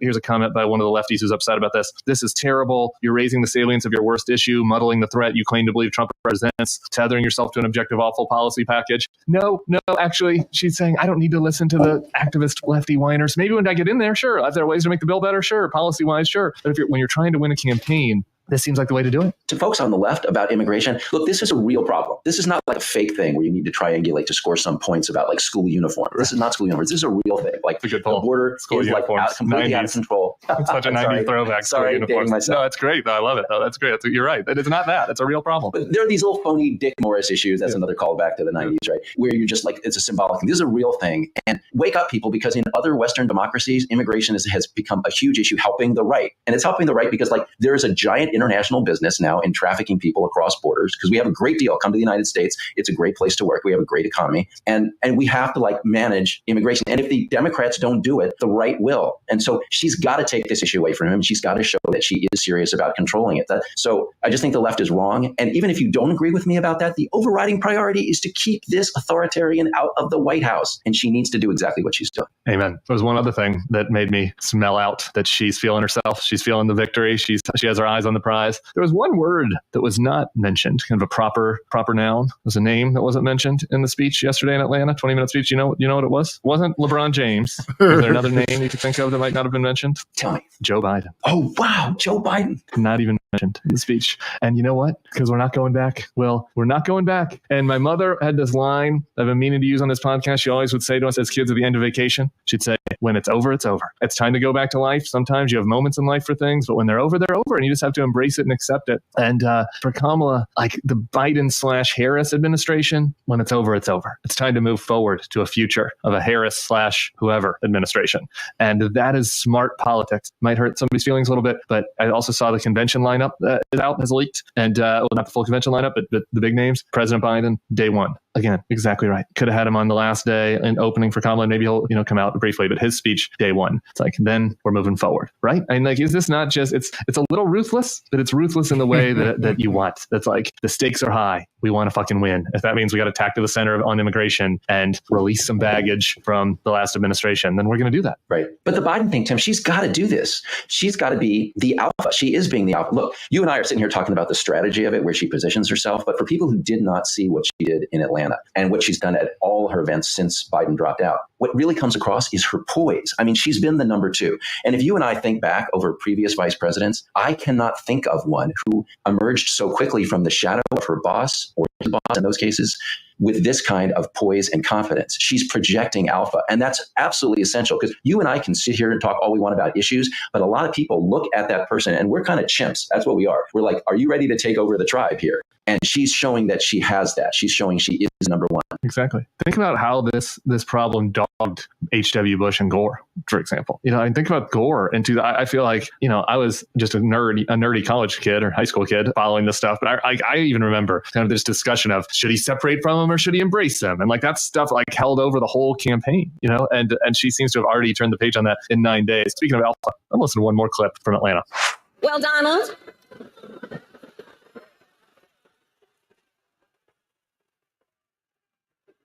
I do hope you'll reconsider to meet me on the debate stage. Because as the saying goes, if you've got something to say,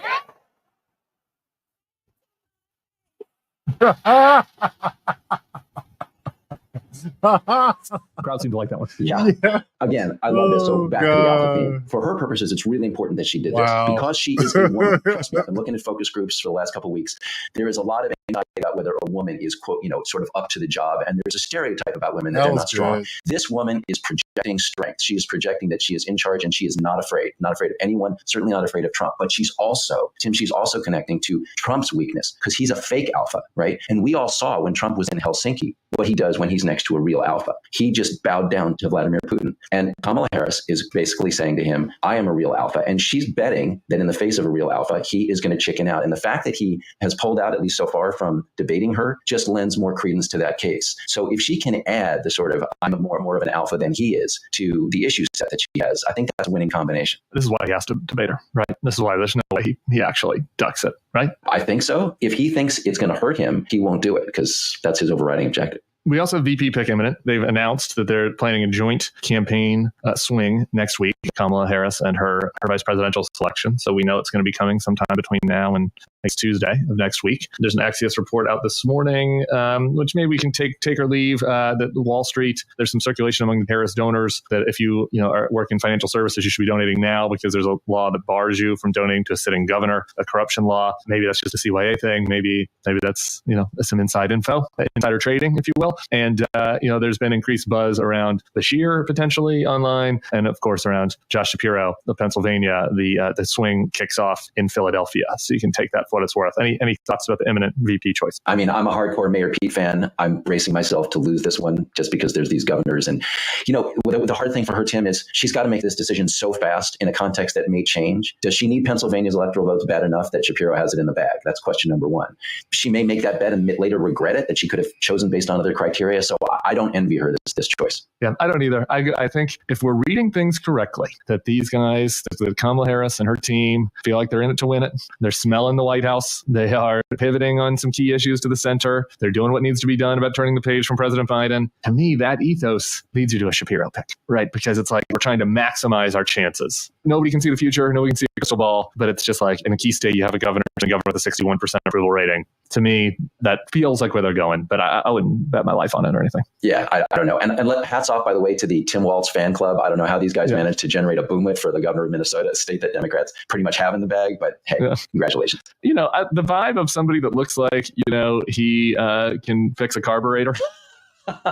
There's something to be said for that. Josh Shapiro doesn't look like he can fix a carburetor. So there is something to be said for that with Tim Walz. I want to talk about a recent article you wrote that was very Salitanian, which was titled, Here Are the Trump Threats That Should Actually Scare You. And it was, a slight dismissal of some of these social media fad, pearl clutching things where Trump says something and he's kind of joking, kind of not joking. And you instead said, let's keep our eye on the ball and focus on the real threats here. So why don't you run through what you had in mind? Okay, so there's two parts to this. There's the part everybody hates, and then there's the part that everybody agrees with. And by everybody, let's do the part everybody hates first. The part everybody hates is, look, every once in a while, those of us in the anti-Trump coalition hear Donald Trump say something and we're like, holy shit, he's like threatening to end democracy again, right? And like sometimes we're just wrong. This wasn't one of those moments. Look, there's been hundreds of these statements from Trump. Can we please not seize on the wrong ones? Here's the one that's got me. He was at Turning Point, was it Friday? And he said, Christians, you won't have to vote again if you vote this time, right? And people took this as he's saying there won't be any more elections because he'll end them because he's a dictator. He said this several times. And then on Laura Ingraham on Monday, he repeated it. Can I just quote the version from Laura Ingraham? Please, yeah. Okay, listen to this and tell me whether he is saying that elections are going to end or whether he is saying, if you vote for me, I will solve the country's problems so you won't need to come out and vote again.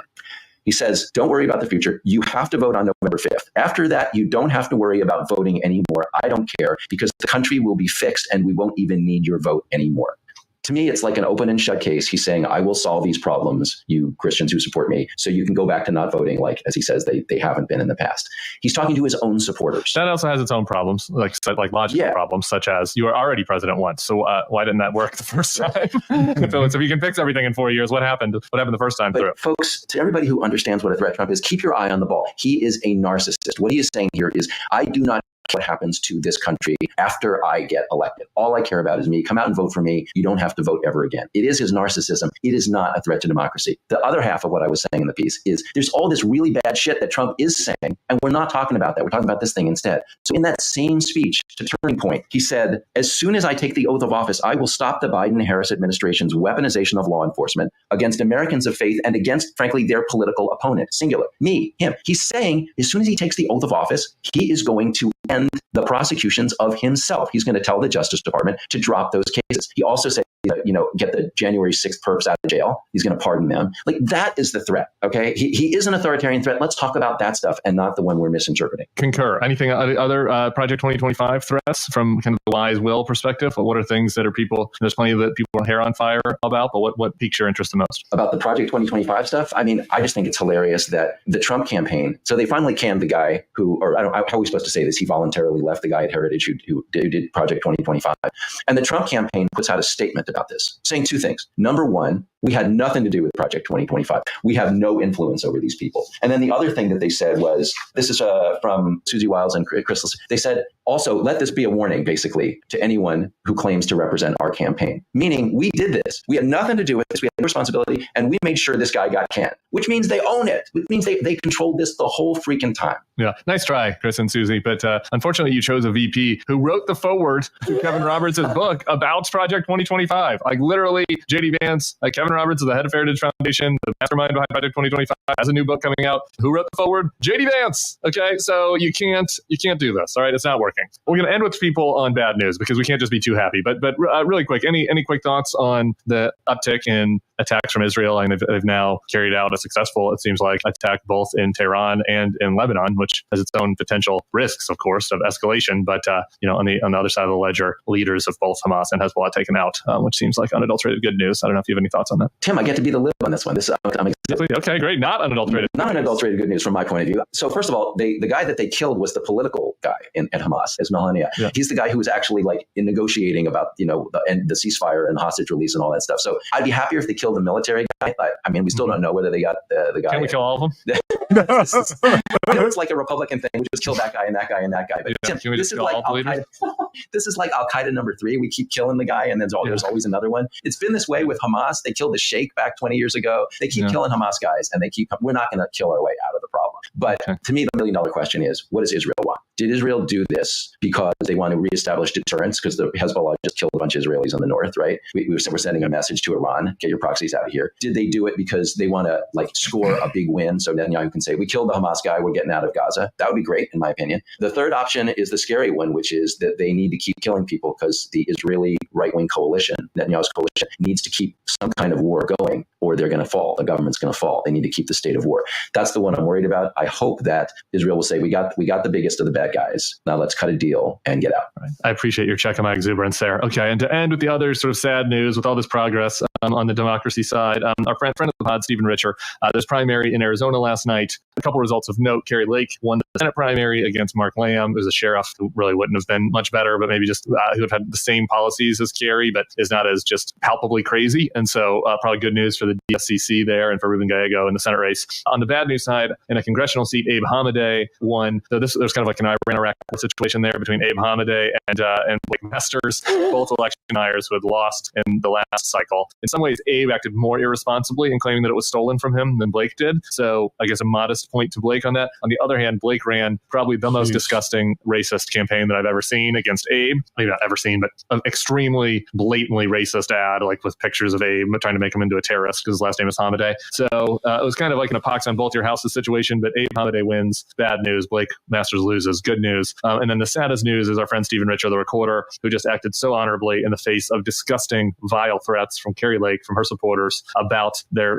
imagined election fraud. He was primaried he's up for re-election for recorder, was primaried from the right and lost his primary last night. So cheers to Stephen for being a great American. And it's unfortunate for the state of our politics that people are still getting run out of office for simply doing the right thing. I don't know if you have any thoughts on that, Will. Yeah, it's just sad. I mean, what you've just captured is two perfect bookends of what's wrong with the Republican Party. You got these whack jobs. So you got like two deniers running against each other in the race, in the congressional race. You got Carrie Lake winning her primary. The Republican Party has normalized the election denial. There's no price to be paid in the party. Yes. And meanwhile, they've excommunicated, or you're the Catholic, right? So what's the word? Anathematized? They've anathematized telling the truth about elections, which is what Stephen Richard did. That is no longer acceptable in the Republican Party. Well, Stephen, as a Catholic, I absolve you. All right. You have full absolution. Now you can go out, live your life, make money, maybe run as a Democrat next time. Who knows? I don't know. Life could be better for Stephen Richard, and the water's warm over here as former Republicans. We'll probably have him on the podcast in the coming weeks to talk about what's going on down in Arizona. We're sending him a lot of love. Thank you to Will Salatan, a man who walks it like he talks it, or talks it like he walks it.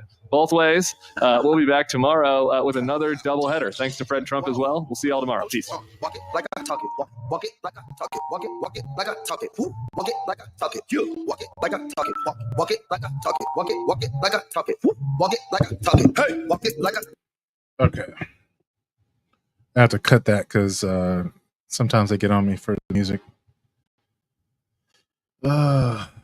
So weird that you can play podcasts while you're streaming, but music is, even if it's on another podcast, it's not. Oh my God, it's probably not safe. This boss battle is so annoying.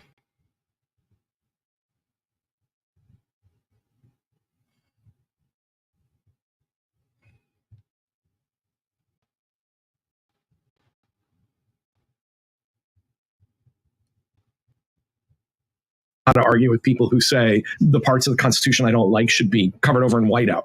I'm where you are. It's like somebody jumped on me on speaking of social media. I said, look, she's fine. She's going to do things I won't like. Someone said, see, you never Trumpers. You always have to slip that in. I'm like, every president's going to do things you don't like. She's a liberal senator. If she wins, she's going to be a Democratic president. Of course, she's going to do things I don't like, but she's not going to try and overthrow the Constitution of the United States. And, as long as that's where we are, I can deal with the other stuff.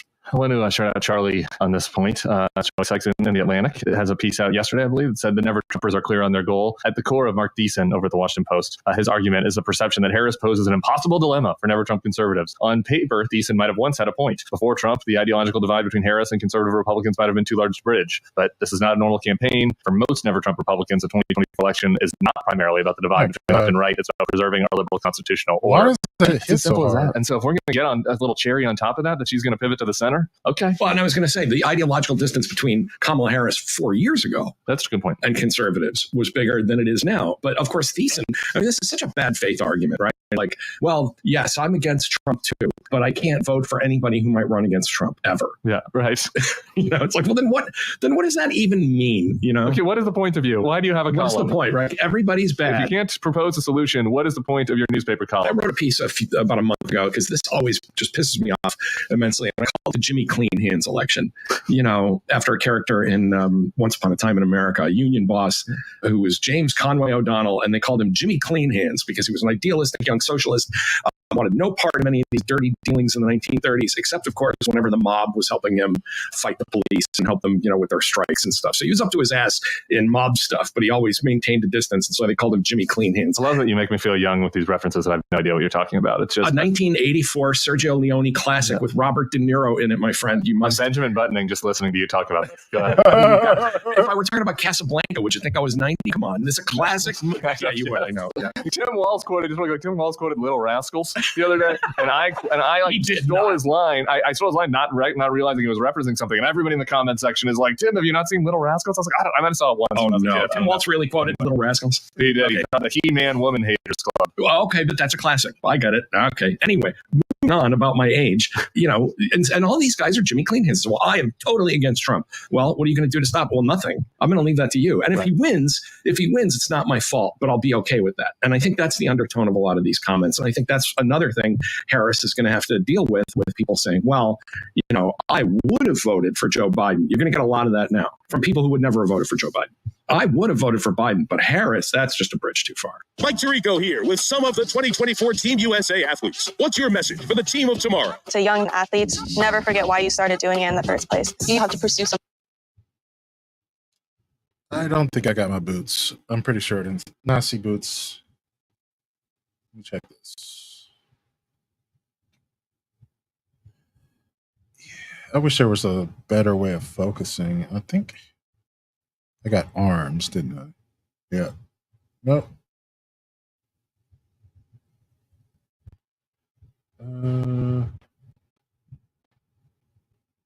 energy weapon. Ooh. So that was rather disappointing. I've played, I don't know, 5 different activities. I cleared that one out, and I guess I have to do the battlegrounds at some point, but reset isn't until Tuesday, so I got a little bit of time. Let me go back to the tower. So I think, yeah, I'm surprised at how difficult it can be to figure out the right setup for a live stream. I see so many people online who just have the perfect setup. I don't know how they do it. It's just not in my set of skills to figure out like where to put the monitors and the everything. I don't know. But this is about the best I've gotten so far, where I feel like I can be seen on the screen.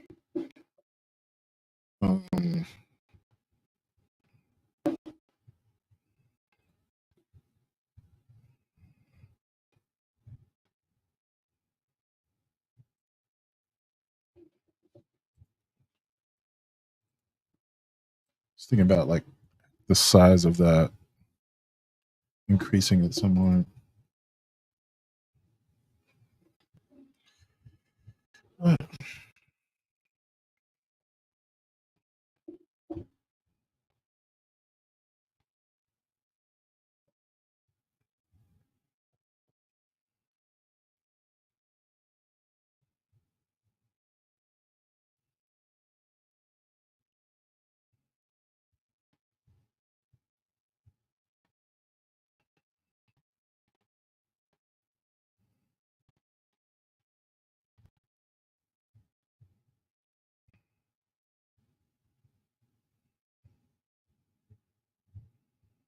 We put these.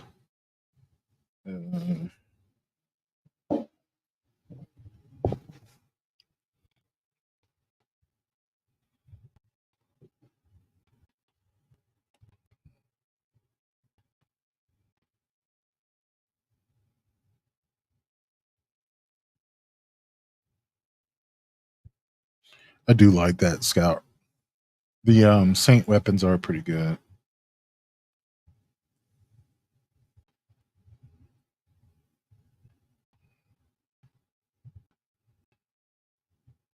Put that in there.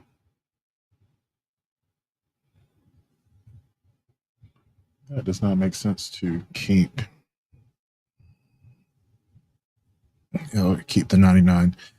Eventually, I'm gonna have to try to finish this prismatic subclass, and some of these armor pieces can come in handy for whatever build I come up with. My half-assed hunter build.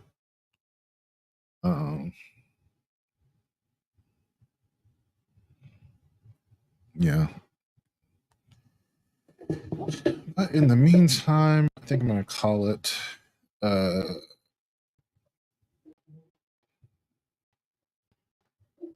Let me see.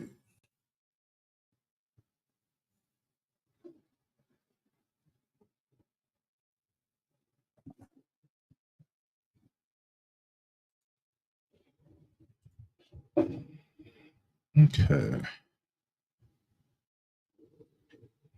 So when I zoom in, it doesn't really have a problem. Okay.